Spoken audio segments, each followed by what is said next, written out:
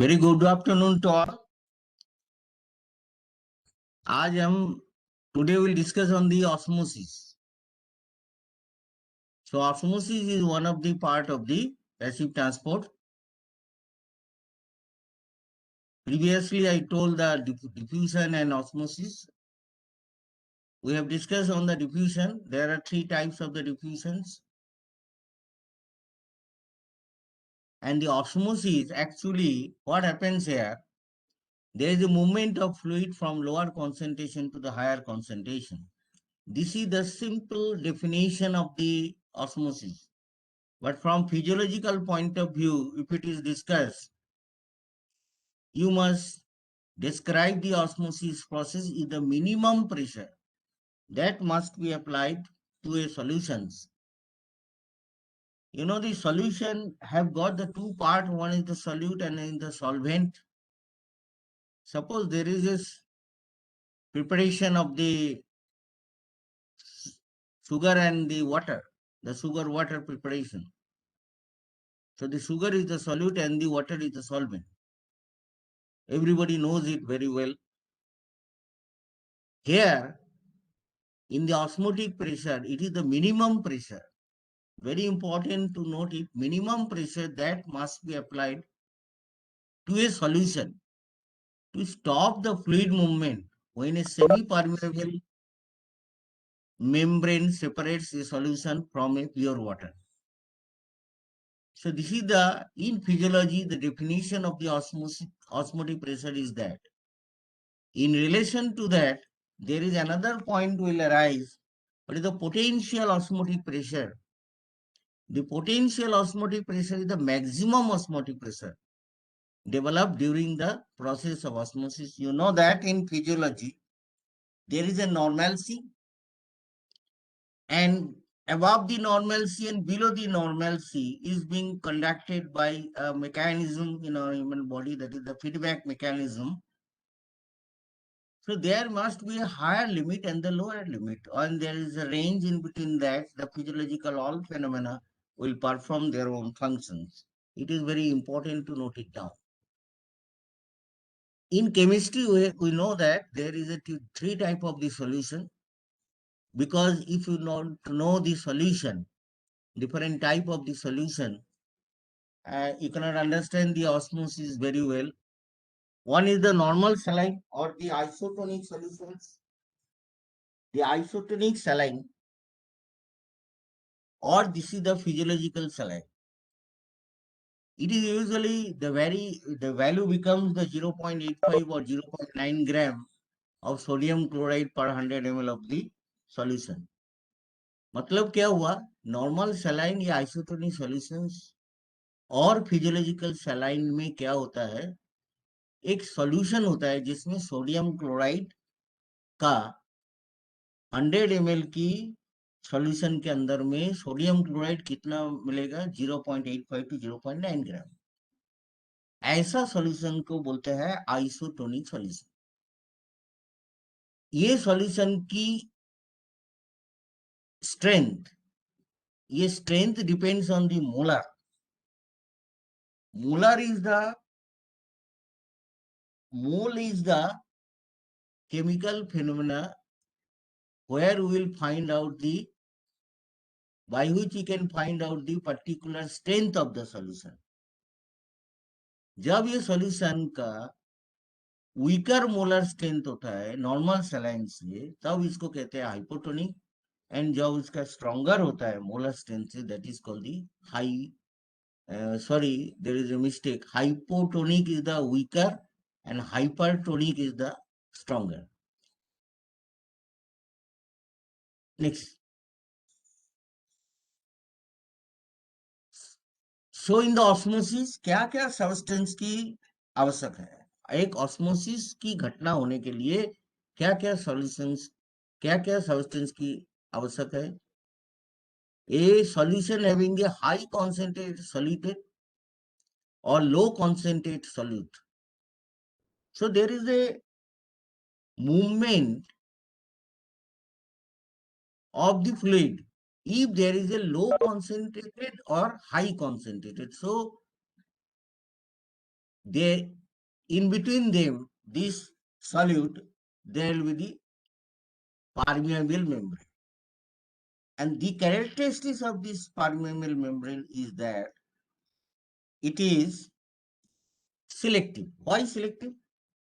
Because we know in the cell, we have discussed that cell membrane has got the property of some substances to give an entry and exit.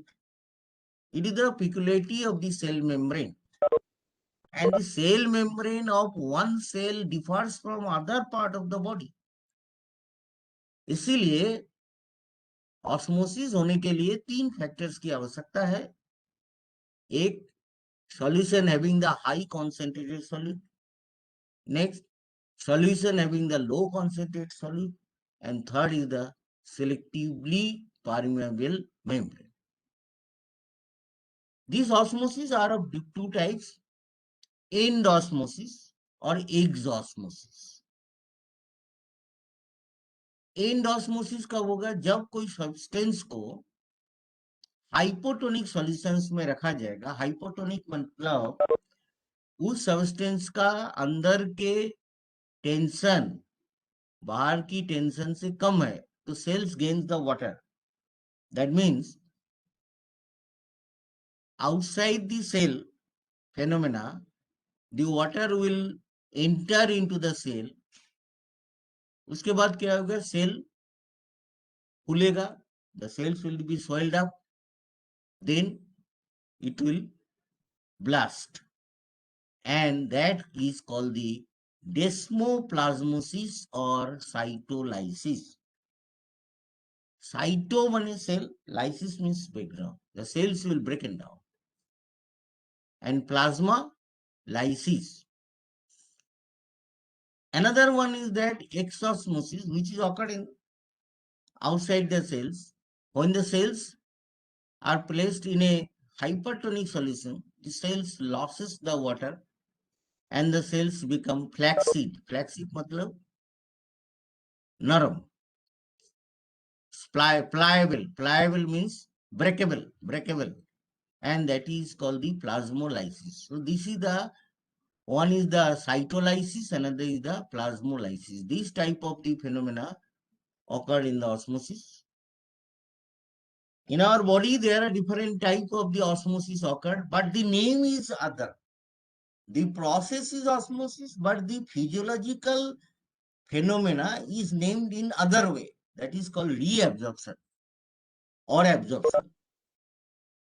जैसे reabsorption of water होता है distal and proximal convoluted tubules of the nephron में, and reabsorption of tissue fluid होता है venous end of the blood capillaries. Capillary में आपको मालूम है there are two ends, one is the arterial end, another is the venous end. At these two ends, the pressure is different, but osmotic pressure is always constant. At the arterial end, pressure is more. At the venous end of the capillary, pressure is less. But the osmotic pressure throughout the capillaries is same. Absorption of water from the gastrointestinal tract. So the reabsorption and the absorption is the physiological phenomena. This is nothing but the osmosis.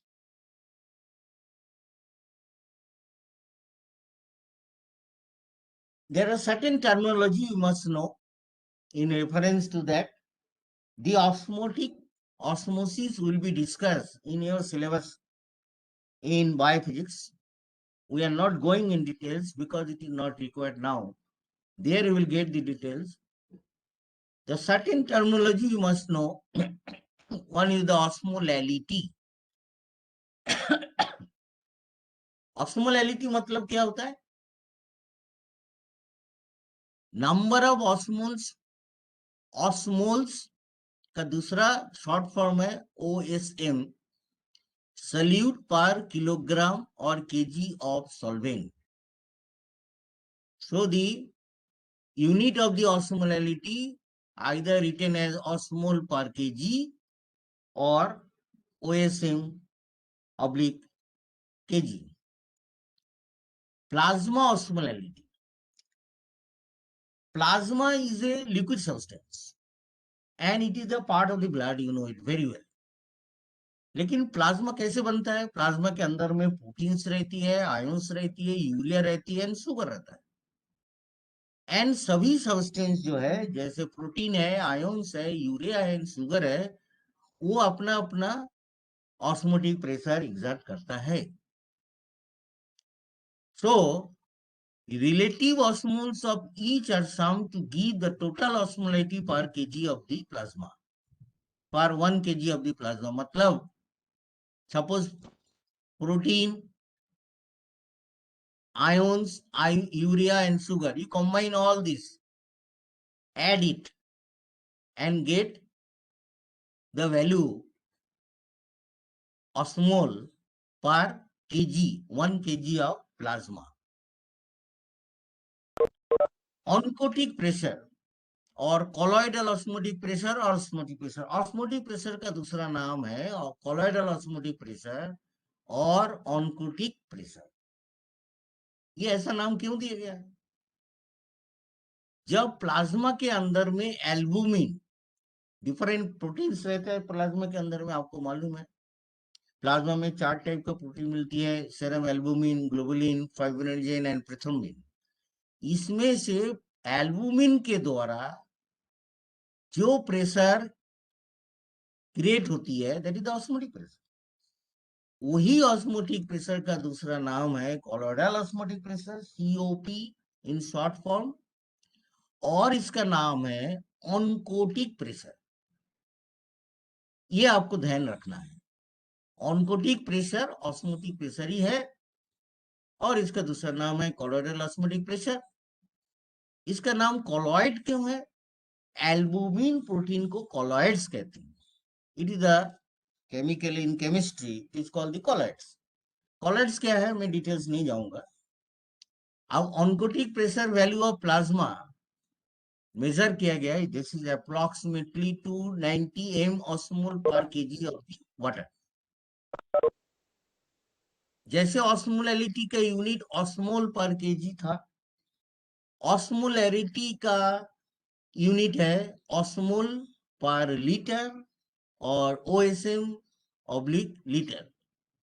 वहां पे क्या था? Solute in solvent, यहाँ पे solute in solution. Blood के अंदर की जो प्रेशर होती है that is the osmotic pressure.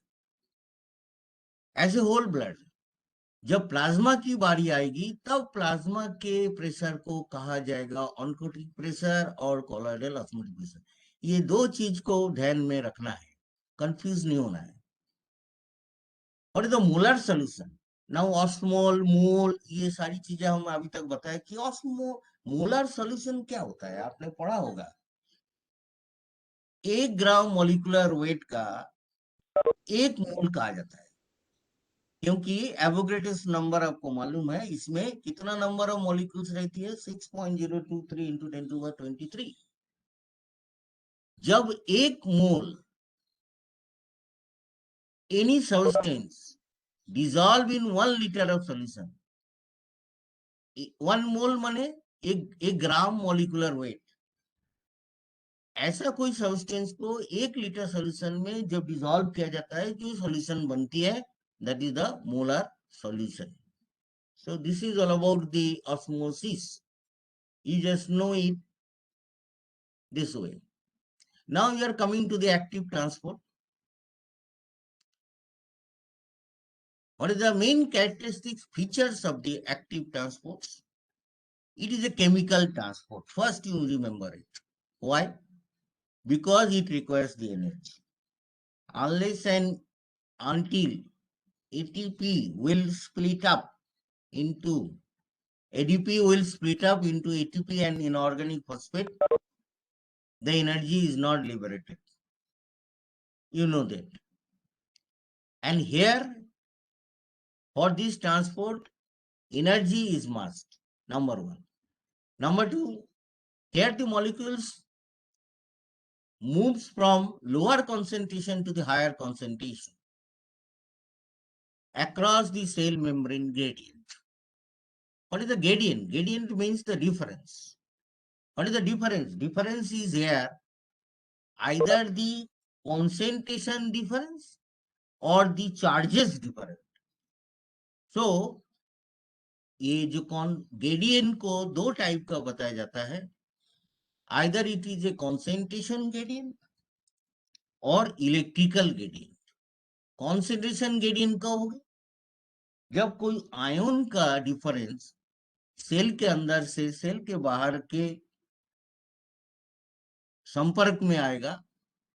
माने एक सेल के अंदर में जैसे सपोज सोडियम है और बाहर में जो फ्लूइड है सेल के बाहर, उसमें अगर सोडियम है, अगर सोडियम की मात्रा सेल के अंदर में कम रहती है और बाहर की अपेक्षा बाहर में ज्यादा रहती है, ये जो डिफरेंस है कम ज्यादा की, इस डिफरेंस को कहते हैं कॉन्सेंट्रेशन ग्रेडियंट। इलेक्ट्रिकल ग्रेडियंट किसको कहते हैं? जिसमें चार्जेस, मतलब कुछ आयंस पॉजिटिवली चार्ज होती है, कुछ नेगेटिवली चार्ज होती है। टोटल आयन पॉजिटिवली चार्ज कितनी रहती है और टोटल आयन पॉजिटिवली चार्ज बाहर में कितनी रहती है, इसके डिफरेंस या नेगेटिव आयंस के डिफरेंस को कहते हैं इलेक्ट्रिकल ग्रेडियंट, और एज ए होल इसको कहते हैं electro concentration gradient. It is called the up hill movement. ये it is of two types, primary and secondary. So wherever I have highlighted as a red in color, you must remember it because it is very important to identify the active transport.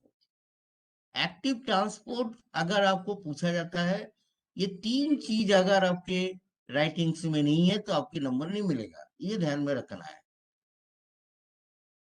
जो molecules होती है जो actually active transport में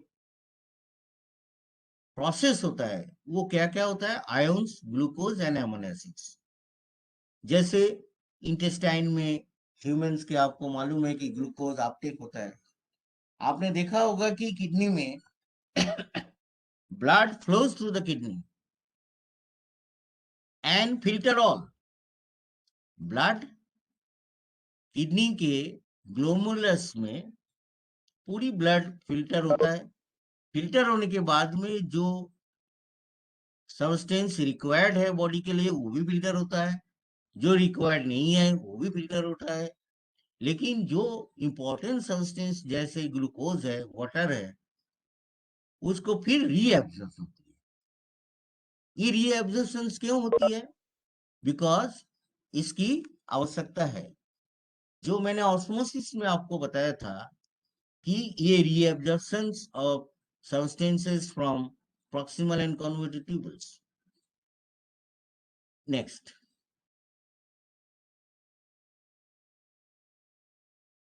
Now the active transport again two types, primary and secondary.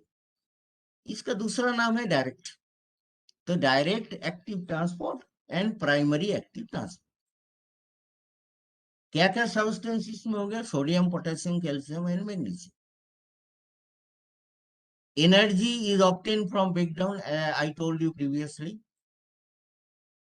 We'll get three type of the pump: sodium potassium pump, potassium hydrogen pump, and calcium pump. What is the pump? Pump means driven in and out, कोई substance को अंदर लेना और बाहर छोड़ना, this is called the pump. ये pump कहां पे होगा? चैनल्स। मैंने आपको पहले ही बताया था कि सेल मेम्ब्रेन के अंदर में आयन गेटेड चैनल्स होती है। ये चैनल्स सोडियम्स के लिए होता है, पोटेशियम्स के लिए होता है, कैल्शियम के लिए होता है एंड क्लोराइन के लिए होता है। यहाँ पे sodium potassium pump and potassium hydrogen pump and calcium ion calcium pump will perform its function through the sodium channels, potassium channels and the calcium channels. Sodium potassium pump आप लोगों ने 12th में पढ़े हैं।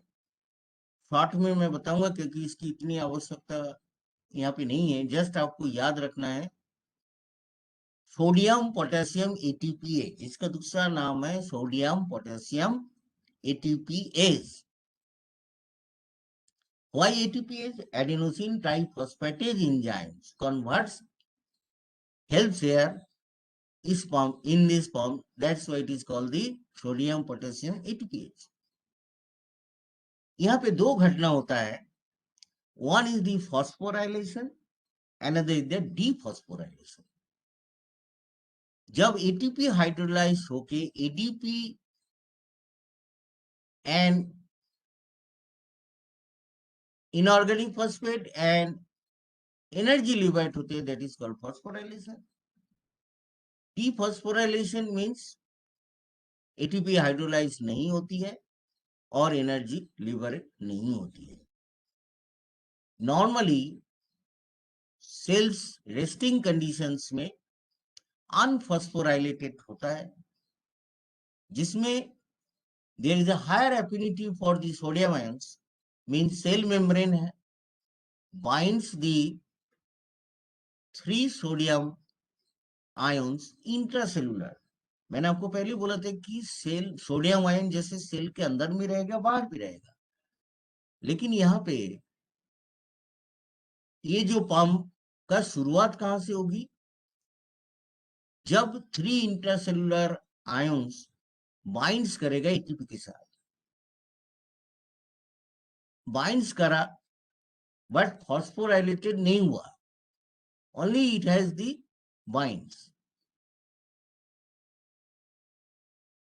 The energy what is formed by phosphorylation, this energy will change the cell membrane.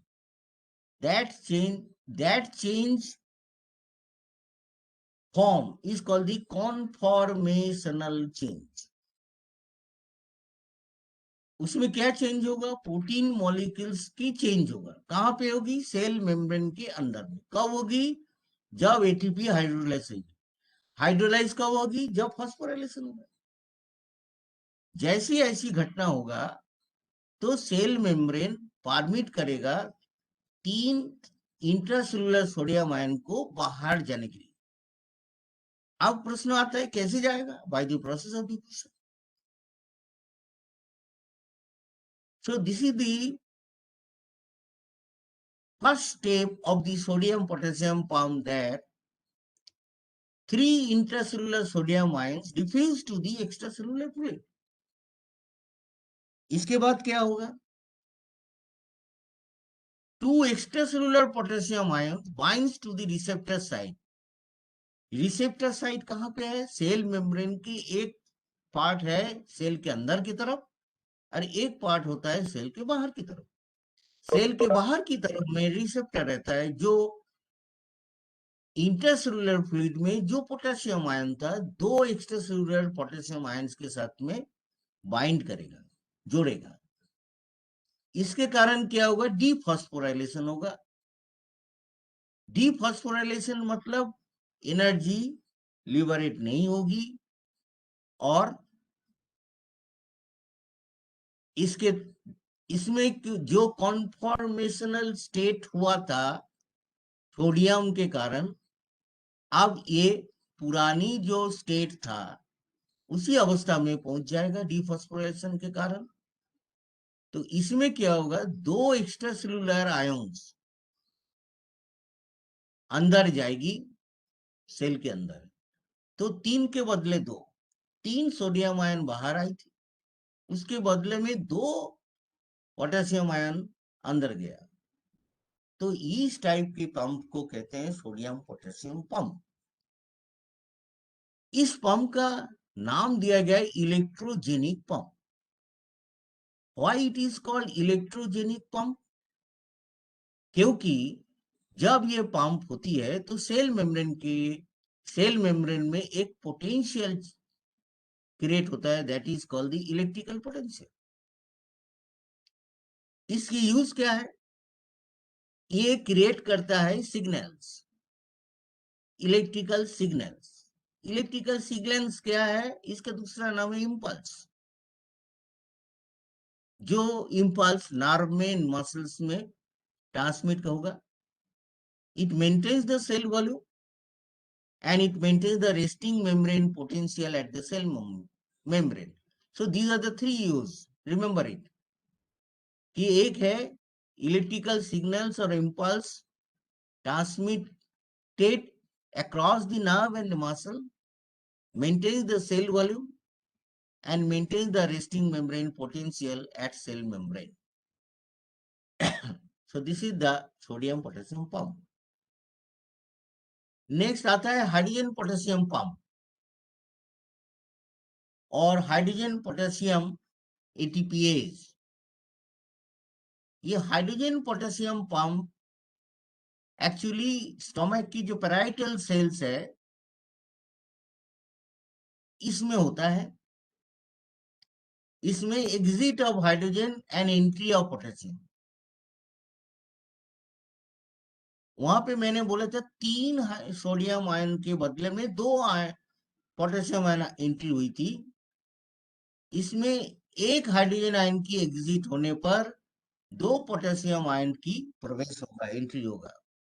This is the very peculiar to note it down to understand the hydrogen potassium pump. First, actual phenomena क्या होता है कि parietal cells के side में एक side में रहता है ब्लड और दूसरी साइड में रहता है उसके लूमेन। ये लूमेन किसका है? स्टोमक का लूमेन है। अब स्टोमक के लूमेन के तरफ में कुछ फ्लूइड्स रहती है और फ्लूइड्स के अंदर में कुछ सब्सटेंस रहती है। अब पैराइटल सेल्स में क्या होता है कि कार्बन डाइऑक्साइड हाइड्रोक्साइड मॉलिक्यूल के साथ में रिएक्ट करके बाइकार्बोनेट आयन प्रोड्यूस करेगा। किसके द्वारा? Enzyme carbonic anhydrase. और ये हाइड्रोक्सिल आयन कहां से आई थी? प्रश्न यह है कि carbon dioxide reacts with the hydroxyl, that is the OH minus, and form the HCO3 ion. Where from carbon dioxide comes? Carbon dioxide comes from the blood. And now OH comes from splitting of the water. Water is present everywhere in the cell. Here in the parietal cell, water is also. Now water molecule will split. Water molecule split होके क्या बनेगा? Hydrogen ion and hydroxyl ion.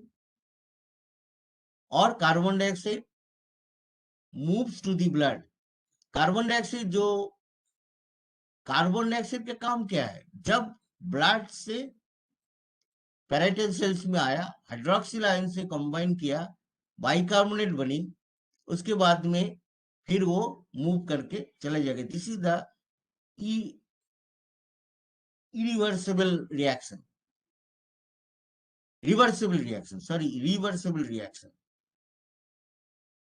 जैसे ये घटना हुआ, hydrogen ion बनी, कहां पे बना? पैराइटल सेल्स के अंदर में। अब ये hydrogen ions move from parietal cells to the blood. Hydrogen ion का मूवमेंट दोनों तरफ होती है, एक पैराइटल सेल्स के ब्लड के तरफ और ये पैराइटल सेल्स के लूमेन के तरफ।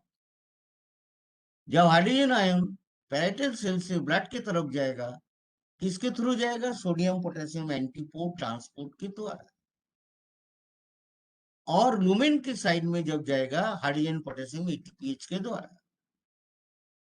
जैसे हाइड्रोजन आयन पैराइटल सेल से लूमेन के तरफ गया, मैंने बोला था कि जब exit of hydrogen ion, one hydrogen ion, there will be the entry of the potassium ion. A potassium enter through the potassium channel in the parietal cell. मैंने आपको पहले बोला था कि आयोन गेटेड चैनल्स है। ये चैनल्स तब खुलेगी जब उसमें कॉन्सेंट्रेशन डिफरेंस होगा। तो इसमें हाइड्रोजन आयन मूवमेंट होने के बाद एक हाइड्रोजन आयन पैराइटल सेल से लूमेन के तरफ जाने पर पोटेशियम आयन खुलेगा और एक पोटेशियम आयन पैराइटल सेल्स के अंदर में प्रवेश करेगा। So this is the hydrogen potassium pump, and this potassium pump, hydrogen potassium pump, usually normally found in the stomach, but in some condition it is also found into the kidney. will you will be knowing about this in later on. Third, calcium pump. Calcium is very important of the muscle contraction. Just now, Akash told us in his presentation. Calcium present. If the calcium is not there, muscles will not contract. So, calcium membrane of endoplasmic reticulum, sarcoplasmic reticulum and all other cell membrane के अंदर में endoplasmic reticulum में या sarcoplasmic reticulum में calcium रहता है. जब muscles contract करते हैं, सपोज यहाँ पे मैंने कार्डियक मसल्स को लिया है,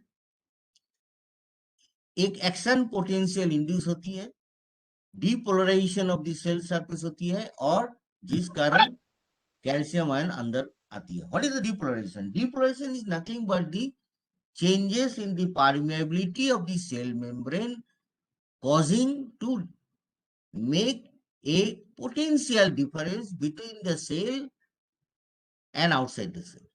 सेल के अंदर में सेल मेम्ब्रेन के तरफ आयंस लगी हुई रहती है. जब कोई स्टिमुलस दिया जाता है तो वो डिस्टर्ब होता है, परमिबिलिटी चेंज होती है. चेंज होने के बाद में कभी सोडियम आयन अंदर गया, कभी पोटेशियम आयन अंदर गया, कभी सोडियम आयन बाहर गया या कैल्शियम आयन अंदर आया, इस टाइप से चलता रहता है. ये कब होगी? जब एक्शन पोटेंशियल क्रिएट हो. एक्शन पोटेंशियल नॉर्मली होती है? नो. जब सेल को स्टिमुलेट किया जाता है, जब सेल एक्टिव फॉर्म में होता है, तब इसके अंदर में इस टाइप का चेंजेस आती है, जिस कारण डीपोलराइजेशन होती है. नॉर्मली रेस्टिंग फेज में सेल्स क्या रहता है? उसके पोटेंशियल डिफरेंस नॉर्मल रहता है. मतलब पॉजिटिव आयन चार्ज सेल के अंदर में जितना रहेगा, बाहर में भी उतनी रहेगी. नेगेटिवली चार्ज भी अंदर जितना रहेगा, बाहर भी उतनी रहेगी. और इस कंडीशन को बोलते हैं रेस्टिंग मेम्ब्रेन पोटेंशियल. जब सेल्स स्टिमुलेट होती है, मतलब कॉन्ट्रैक्शन होती है, तब उसमें एंटीपोलराइजेशन होती है, जिस कारण कैल्शियम आयन सेल के अंदर में आएगा. और जब रिलैक्स होता है, फिर कैल्शियम आयन बाहर चली जाएगी. तो ये जो ट्रांसपोर्ट है, कैल्शियम आना और कैल्शियम बाहर जाना, इसको कहते हैं कैल्शियम पंप. जब कैल्शियम बाहर जाती है सेल्स के बाहर, जब सेल्स रिलैक्स होता है, जैसे कार्डियक मसल्स रिलैक्स हो रहा है, तो उसके लिए जो पद्धति है, that is called the sodium calcium exchanger. और जब सेल्स के अंदर में कैल्शियम अंदर आती है, that is called sodium calcium antiporter और कैल्शियम एटीपीएच. ये है कैल्शियम पंप. कैल्शियम पंप की आवश्यकता तब होती है जब मसल्स काम करती है, चाहे वो कार्डियक मसल्स हो, चाहे स्केलेटल मसल्स हो, या और मेम्ब्रेन में जहां पे कैल्शियम की आवश्यकता हो. कैल्शियम की आवश्यकता के बारे में जानकारी आपको फिजियोलॉजी में आगे की क्लास में बताया जाएगा. So this for today.